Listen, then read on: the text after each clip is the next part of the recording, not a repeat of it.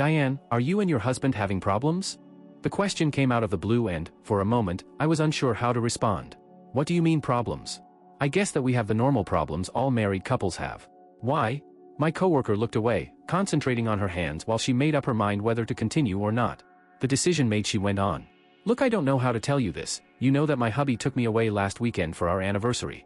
Well, I'm sure I saw your husband in the same hotel and he was staying there with another woman. What? Are you sure? It couldn't have been, he would never do anything like that to me. You must be mistaken. Well, I could be, I suppose, but it sure looked like him. If it wasn't him, he must have an identical double. We saw them both, all lovey-dovey, a few times up close, and it sure looked like your husband. Mark had been away last weekend, a fishing trip with his buddies, so he had said. Now it seems that he had been fishing for a bit on the side and it sure looked like he had caught one.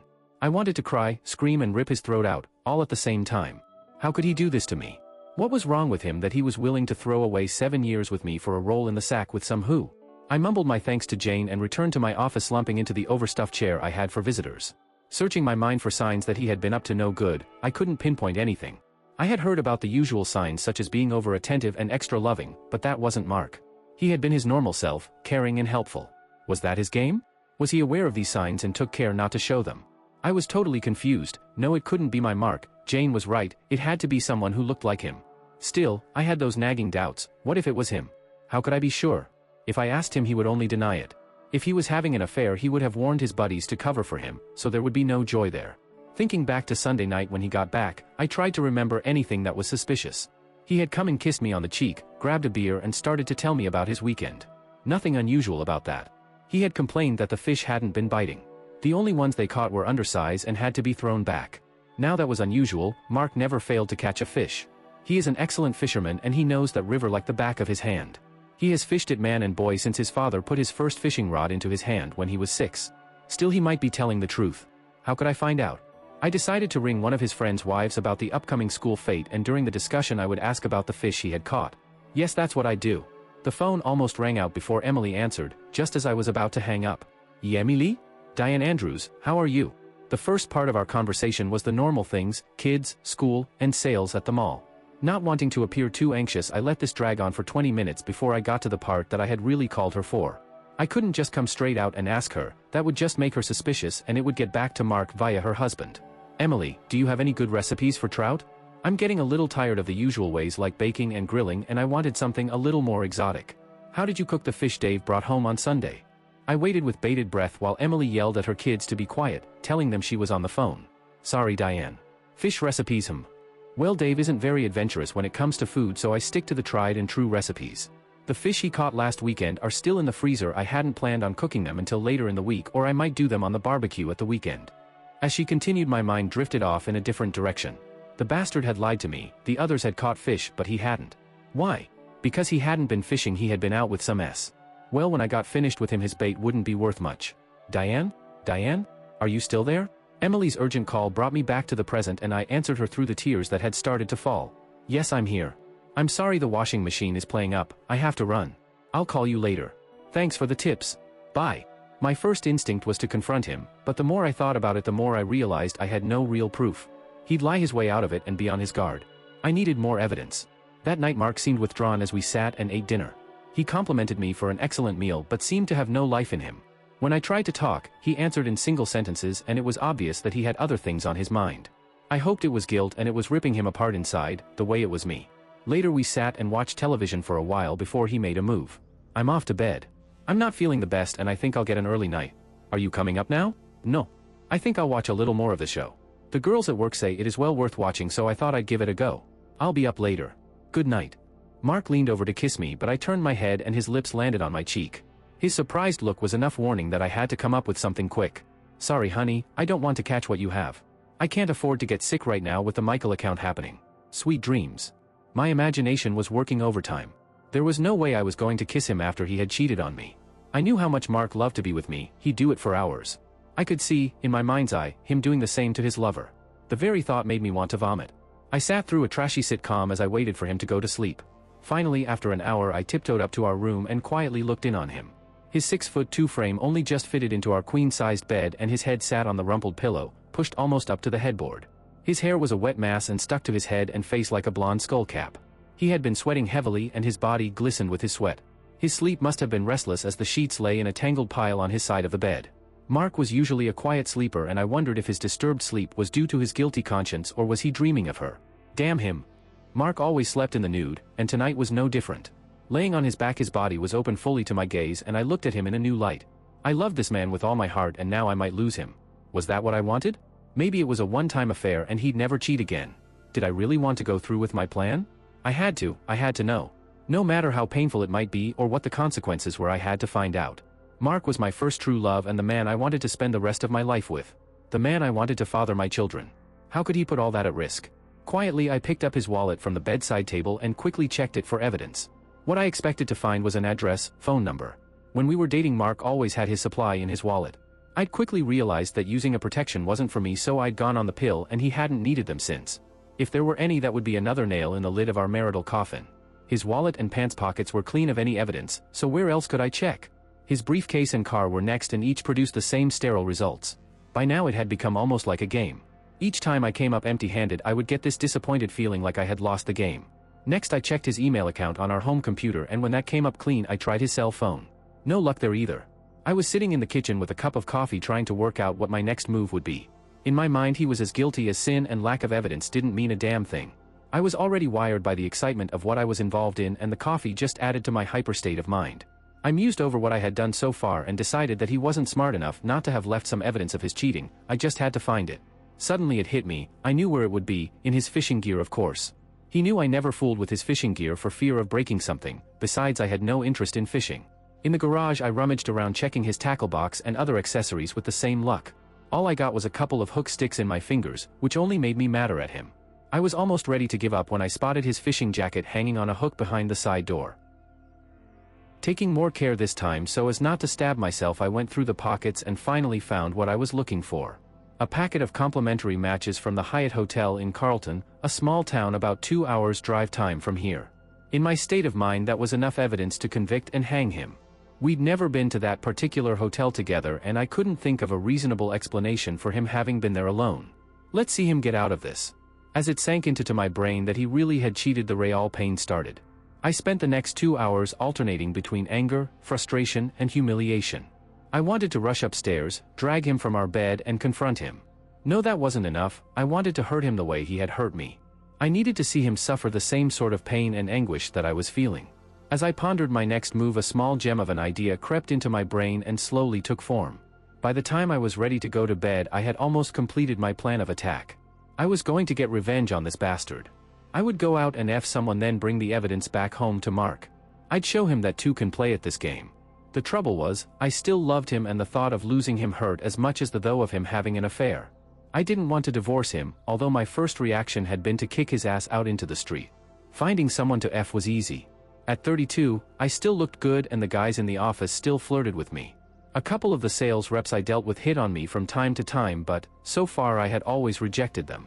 Now, I had my pick of a bunch of guys, some of whom were real hunks. One young guy in particular, Andy, was something else again. He had most of the girls in the office drooling every time he walked in. He was only 21 and just out of university, where he had studied under a sports scholarship. Andy is 6 feet, dark piercing eyes and a buff body. Quiet and unassuming, he didn't seem to notice the effect he had on the women around him. He projected an air of innocence that made him all the more attractive. I made up my mind, Andy was going to be my means of extracting revenge on Mark. All I had to do was seduce him. He was a man, so that shouldn't be too hard. Over the next week I made my move on Andy. I dressed to show off my best assets. I also wore my shortest, hip-hugging skirts. Of course I had a lot of attention, and this time I played up to them all. Flirting with the guys made me feel wanted and desirable again. Not that Mark hadn't done those things for me. He was always very attentive, giving me little surprise gifts, bunches of roses, and left little cards all over the place for me to find. It was just the knowledge that he had cheated that had me doubting my sensuality. This attention was the balm I needed to soothe my shattered ego. Andy was easy. When he first saw me, his jaw fell open and he stood and gawked. Walking up to him, I closed his mouth, then in as SA voice as I could muster said, "What's up, lover? Like what you see. If you play your cards right, you could see a lot more. That is if you want to." Leaving him wondering if he had heard me right, I turned and walked away from him, emphasizing every step with a swing of my hips. That same action had always brought a strong reaction from Mark. Would it have the same effect on Andy? For the next 3 days I continued to tease him and he became increasingly more attentive and suggestive in his flirting. A few of the girls told me to stop teasing him as it wasn't fair. He's not very experienced with women and might get the wrong idea was the general consensus. Jane, on the other hand, knew exactly what I was up to and her advice was more direct. Diane, what you are doing is not fair on Andy. He has no idea that he is being used by you to get back at your husband. If you have to do this, at least pick on someone who can handle what is about to happen. Thanks Jane, but I think Andy will enjoy this. Who knows, I might make it a regular thing with him. Jane just shrugged and walked away shaking her head, leaving me to continue with my plan. As she closed the door she left me with one piece of advice: that would be a big mistake. Andy was interested but as yet hadn't made any moves and I was in a hurry to get this thing started. The thought of having it with such a hunk had me. I had also frozen Mark out of any intimate ideas he may have entertained. Unsure of what was happening, he was becoming frustrated by my refusal to talk to him about our problem. I wanted him to sweat on it, but not for too long. I had decided that this Saturday was the day for my revenge. Andy, are you busy Saturday night? The light shining in his eyes told me the answer before he managed to croak out his response. No. I hadn't planned on doing anything special. Why? Well, I was thinking that you might want to take a lady to dinner, dancing, and whatever follows. Do you think you'd be interested? Gosh, yes. Then a cloud came over his face. But you're married. What about your husband? He doesn't need to know, besides we have an agreement of sorts. My mind filled in the missing pieces, he just doesn't know it yet. Yeah, sure. His face brightened with a knowing smile. Where would you like to go? Well, I thought that dinner at a small, intimate restaurant, some dancing at a club, then maybe we could find a room somewhere. If that's okay with you? Andy was blushing but had regained his composure enough to know the next move was his. Sure, that sounds like fun. I know just the place and there's a motel not too far from it. If you like, I could book a room. Sound like a date to me. You can pick me up at the mall car park north entrance at 7 p.m. and we'll go in your car. Leaning over to give him a better view of me, I kissed him on the lips then whispered, "See you then, lover." The plan was in motion and I don't think I could have stopped now even if I wanted to. Phase 2 was to tell Mark I had a girls' night out and I wouldn't be until late. Hell, if Andy lived up to my dreams I might not come home until Sunday. After dinner that night I dropped it on Mark. Mark honey, I rang Susan today, she and a few of the girls are having a night out on Saturday. They invited me to go and I accepted. Oh. I had hoped that we could have a quiet night in together and sort out our problems. Can't you go another time? I gave Mark one of my stern, don't F with me looks then told him, I'm going whether you like it or not. I don't get to go out very often and there might not be another night like this for who knows how long. Then again there just might be. Mark went to respond then thought better of it and left the table. Turning at the door he told me, thanks for caring. Then he wandered out to his workshop, probably to play with his damn fishing gear. I saw the hurt in his eyes and almost surrendered to it, then my anger kicked in and a vision of him with some blonde bimbo flashed into my head. F you, I yelled after him. It's not as if you care about my feelings. He had gone and I don't think he heard the last part. The argument worked in my favor because he slept in the spare room for the next 2 nights. That might just become his permanent room if he's not careful was my last though before I went to sleep that night. It felt strange because it was the first time I'd slept alone since we were married. Friday morning he was gone before I woke so I didn't know how he was handling it. Badly I hoped. I had never realized how vindictive I could be and it came as a real surprise. On the one hand I was glad he was hurting but it was almost as painful for me to watch him suffer. I really did love him even with his philandering ways. I decided to try and ease the tension a little Friday night with a special dinner for him. Baked potatoes, grilled asparagus and one of the trout he caught a couple of weeks back, done in foil with herbs, chili, garlic and olive oil. I knew this was one of his favorites and it might ease his mind a little. It would also ease the guilt I was starting to feel. The phone rang just as I put the finishing touches to the table decorations. Pulling the earring from my right ear, I cradled the phone to my shoulder. Andrew's residence. The background noise was loud and I could hardly hear him. Idiana. It's me Mark, some of the guys are having a night out and seeing as you are going out tomorrow, I thought I'd have a night out with them. Don't wait up, I will probably be very late. He hung up before I could answer. He had sounded really pissed and for a moment I wondered if my revenge was such a good idea. Damn him, why does he always do this? Out with the boys, I'll bet he's with his W again tonight. Well, we'll see who has the best time. I tried to sleep but tossed until he came in at 3 a.m. I heard his door close then 2 thumps as his shoes hit the floor. After that, nothing. Saturday morning I was up early and prepared another surprise for him. When Mark finally surfaced it was 12:30 and he looked bad. He was still in the clothes he had worn the day before, but rather than the neat appearance he left with, he was now disheveled and bleary-eyed. The front of his shirt was stained and the right knee of his beige slacks was covered with mud. A grunt was the only response to my cheery good afternoon. I must admit it was more to piss him off than how I really felt. Grabbing a cup of coffee he sat, or rather slumped, at the kitchen table. "I saved your dinner for you. It's your favorite, so I thought you might like it for lunch." With that I put the plate of charcoaled remains in front of him. 2 hours in a fan-forced oven on high can have a serious effect on that sort of food. It took a few minutes for him to register what I'd done. Pushing it away he groaned, "Very funny." Finishing his coffee he made it back to bed to sleep off his hangover. Maybe he had been with the boys last night. He sure wouldn't have been much use in bed in the condition he was in. Maybe she dumped him. That thought brought a smile to my face. "Well, Marky, if you think you feel bad now, wait until I come home tonight or whenever." Saturday went quickly. With Mark out of the way I could spend as much time as I liked getting ready without worrying about what he would think. Not that I really cared at this point. This plan had a life of its own and I was being dragged along by the forces that drove it. By 6 I was almost finished getting ready and had just put on my dress. I had decided not to wear underwear for 2 reasons. The first was that I thought Andy might appreciate my body more if he felt me up when we were dancing. Secondly, my underwear was expensive and I didn't want to lose any of it. Mark came out of the shower while I was picking my shoes. I hadn't heard him get up and go into the guest bathroom. He had come into our room to get some fresh clothes and saw what I was planning to wear.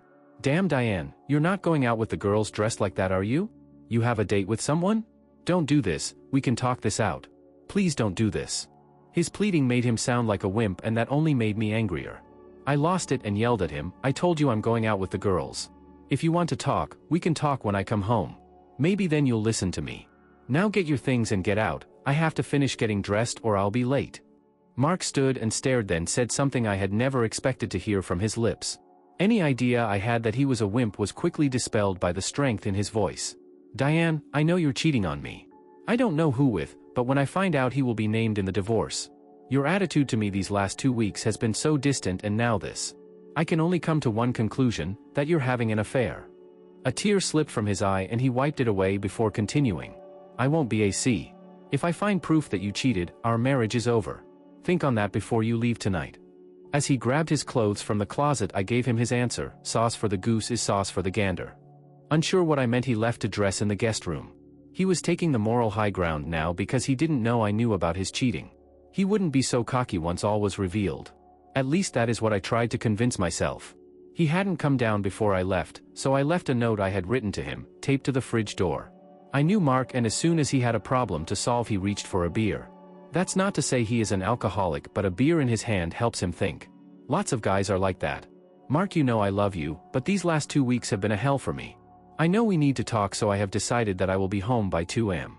Please wait up for me and I think we can clear up our problems and get on with healing our marriage. I want more than anything to have you as my husband, but unless we sort out our problems then I'm afraid that this won't be possible. All my love, Diane." Andy was waiting for me as I drove in, and my heart skipped a beat when I saw him.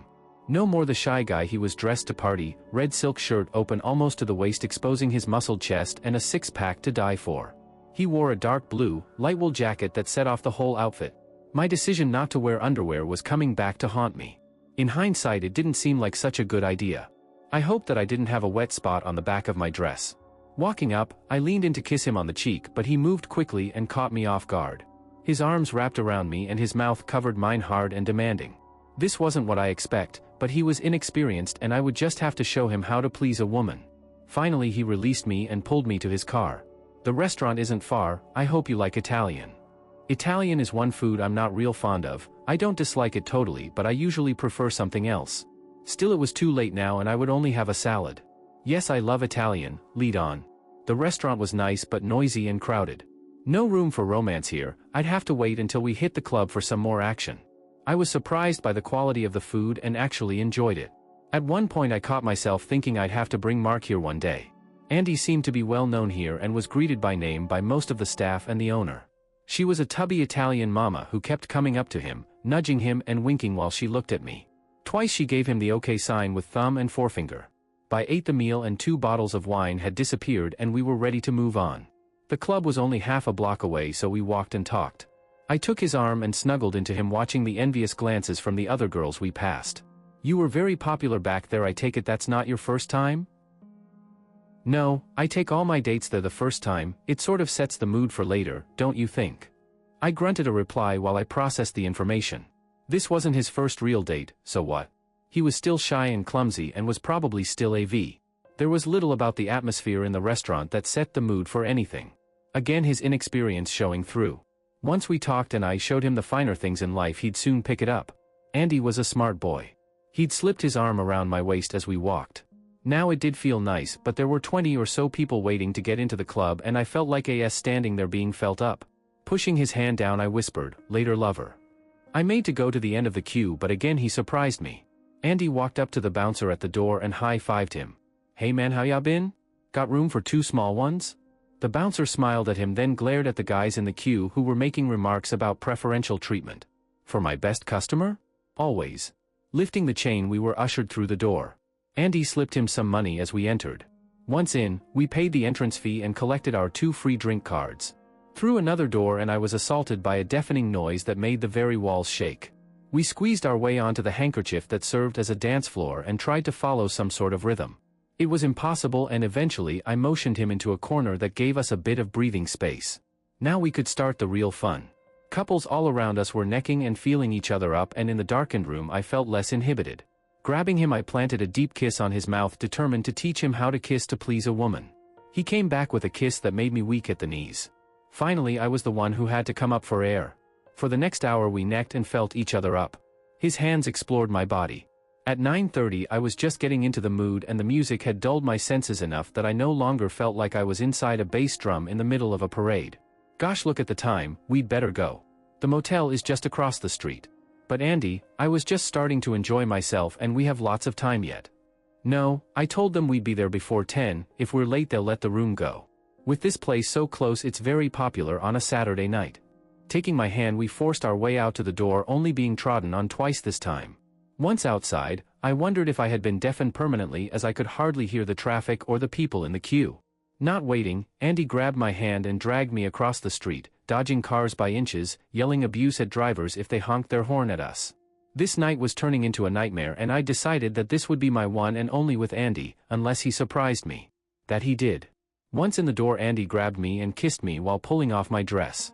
I tried to calm him down, but it had no effect. "Take it easy, lover." Wiggling his eyebrows, something I hate, he smirked, "I've never had any complaints so far." Okay, so he wasn't AV, but at least he was inexperienced. His whole approach told me he lacked practice in pleasing a woman. Oh yes, and how many girls would that be? Girls? God, I gave up them when I was 17. You wouldn't believe how many women hang around the track looking for a bit of action. Teachers, PTA members, and the mothers of the other jocks. Was this guy joking? If he'd been around with real women for 4 years, hadn't he learned anything? Let's calm down and have a little foreplay first, we have hours to do the real thing. Yeah, I love foreplay. God, he was a moron, what had I got myself into? Jane was right, I should have picked one of the older guys or maybe just confronted Mark. Too late now, I had to go through with it. I'd get him off as quick as I could, then set off home early. Well, that was my intention. I hope Mark appreciates what I had to put up with to save our marriage. I compared Mark's gentle loving to the assault that was taking place here. I'd had enough, and none too soon I felt the end. God, what about STDs? In the rush I'd forgotten to ask him about protection. Well, too late now, it was over. Collapsing on the bed, he grinned at me and said, "How was that?" How was that? God, I could hardly walk after that, and not one finish. The bastard had left me high and dry. Well, Mark could make up for it later. Great, lover. But I have to go, I've got a date with my husband and wouldn't want to be late. Late, it was only 10 p.m., allowing for time to walk over here we were for 20 minutes, and I felt like the whole football team had been through me. "Oh, you can't go yet," he said. "I haven't tried your another yet, and I have a nice surprise for you." Searching for my dress and shoes, I told him, "You'll have to take care of that another time, baby, but right now I'm in a hurry." "You can't go." "What will I tell my buddies when they arrive?" They were looking forward to this. I told them how hot you are and how you'd be able to be with them. "I did it for you, baby. I know what like you need." He said it like he believed it would change my mind. "You did what?" "You arranged for me to be G by your buddies." "How dare you? Who the F do you think you are? I'm not that sort of girl. From where I am, I see a married woman out cheating on her husband, trying to get dressed. To me that spells SL. Now stop pretending and come back over here, I want some of that before the others arrive." It was his bad fortune that the nearest thing to me was the lamp sitting on the bedside table. It had a heavy ceramic base, which caught him on the head, laying him out cold. Not sure whether I had killed him, I checked his pulse and breathing, and he appeared to be fine. A trickle of blood ran down his cheek and he would have a terrific headache when he woke up. Well, he had earned it. Grabbing my purse, I ran from the room, leaving the door ajar so that his buddies could find him and look after him. I ran, blinded by tears, the 3 blocks back to my car and collapsed behind the wheel. I had to wait for my hands to stop shaking before I could get the key into the ignition and start the damn thing. The date that had been so full of promise had turned into the date from hell. I was angry and frustrated with Andy. He'd played me for a fool with his innocent little boy act, and like a fool I'd fallen for it. Maybe I'm old-fashioned, but there should be some romance in a date, but this new age approach didn't seem to include any seduction on the part of the guy. The part that bothered me the most was that he had considered me to be a W who would take on his buddies and enjoy it. Had I really projected that image? The drive home was a mixture of humiliation and pain. I couldn't blame Mark for this, I'd brought it on myself, so I had to deal with it. One good thing, I wasn't horny anymore. Pulling into the drive, I sat for a moment, then braced for what was to come. Mark was waiting in the lounge and looked up in shock when I stumbled in. I don't know if it was because I was early or because of the state I was in. Hair and makeup mussed, dress missing one shoulder strap, and my shoes still in the car. I certainly looked like I'd been royally F. Well, you did it. All that about loving me, wanting to save our marriage. What was all that about? Did you think that I would accept this and go on as if nothing had happened? I hope it was worth it, US. That last part hurt. He was the second person to call me AS tonight and I'd had enough. Now just you listen, mister. None of this would have happened if you'd kept you in your pants where it belonged. I know about your little love nest 2 weekends ago. You were seen at the Hyatt in Carlton with some blonde bimbo. So don't go all moral on me. All I did was have a revenge F to let you know how I felt. Now we need to talk this through and get on with our lives. I'll make some coffee and we can sit down like we used to and sort through this. I paused for breath and Mark had the floor. I don't know who it was they saw, but it wasn't me. I was 200 kilometers away on the other side of the state fishing, like I said. Less confident now, I played my trump card. Jane saw you, she was there with her husband, and they saw you with another woman. Also, I found these in your fishing jacket. I pulled out the matches and threw them at him. How come Dave caught fish that weekend but you didn't? Because you were F not fishing. I collapsed into a chair. Alright, I'm waiting for your lies, or you could tell the truth for a change. Sitting in the chair, my dress had ridden up, giving Mark an unobstructed view. Mark's look of disgust chilled me and I shivered. First, Dave hardly ever catches fish, but he enjoys getting away with us. Either we give him a couple to keep Emily quiet, or as in this case, he buys some on the way home. The matches aren't mine, they are Steve's. He travels with his job and probably picked them up during a trip. He gave them to me to light the lamps one night and I must have slipped them into my pocket. Mark was angry and I had to admit either he was telling the truth or he was quick on his feet. What about Jane seeing you? Explain that. I don't know this Jane, so I can't explain it, but I can prove I was on the other side of the state Saturday afternoon. Pulling out his wallet, he produced a gas receipt stamped and dated from a gas station on the other side of the state, just like he said.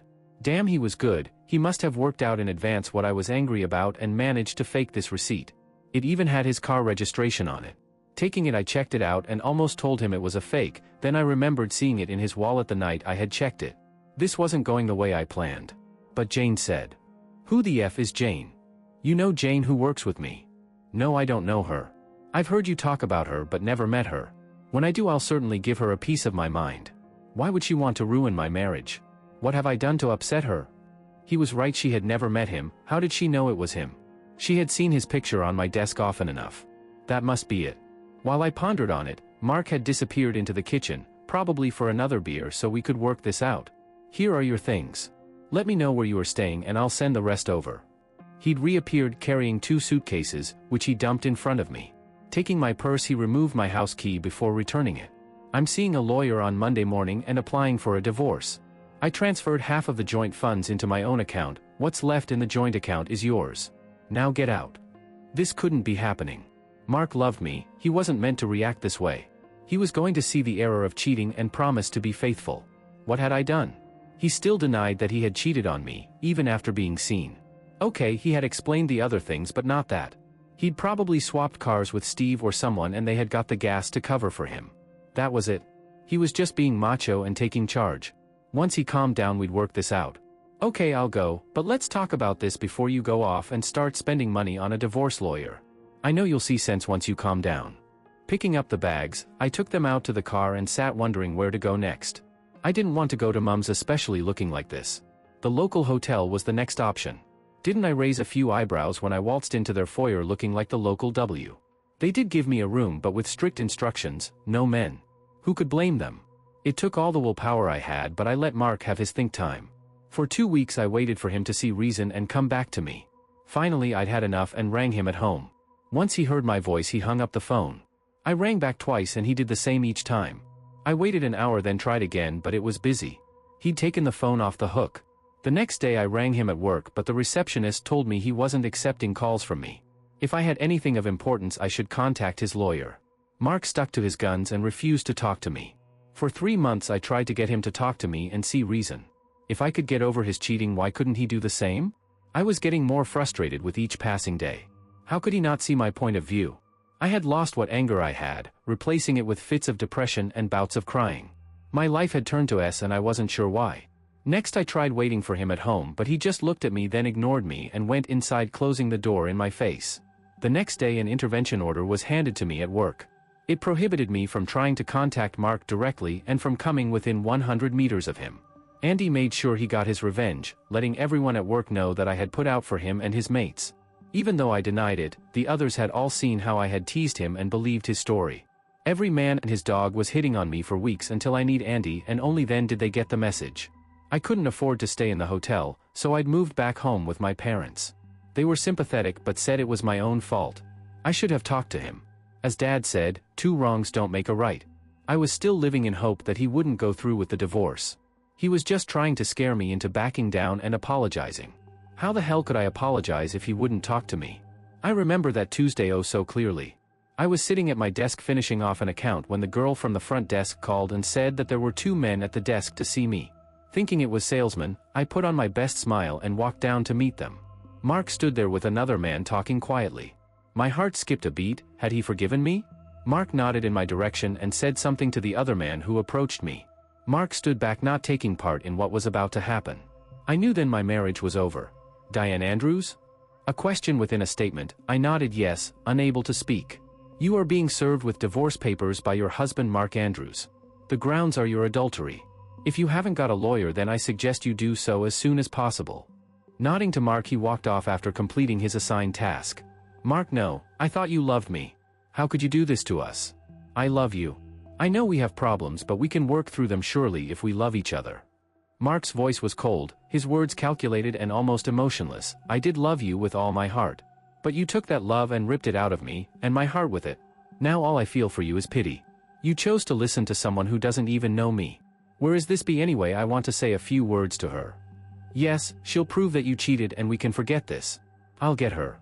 Running over to the desk, I asked a snickering receptionist to page Jane for me. Jane arrived, and I thought that finally I could get him to admit the truth. Jane, tell Mark what you saw that weekend at the hotel. Jane shrugged and told her story again. I saw your husband with another woman staying there. Mark gasped. You saw me staying at the Hyatt in Carlton? Jane shook her head no. No, I saw her husband, not you, and it wasn't the Hyatt in Carlton. We stayed at the Regent in West Bend. Mark and I were both confused, but for different reasons. What was she talking about? Jane turned to me and said, I don't know what is going on here, but I saw the same man who used to come here and pick you up for lunches and after work. The man you took with you on that 3-day conference in August 2 years ago. You introduced him to us as your husband Wally. Fear paralyzed me as I realized she was talking about a guy I had a short affair with 2 years ago. Jane really didn't know my husband. It had dawned on Mark at the same moment, and a look of triumph creased his face. Mark turned and left, calling out for all to hear, see you in court. My fate was sealed.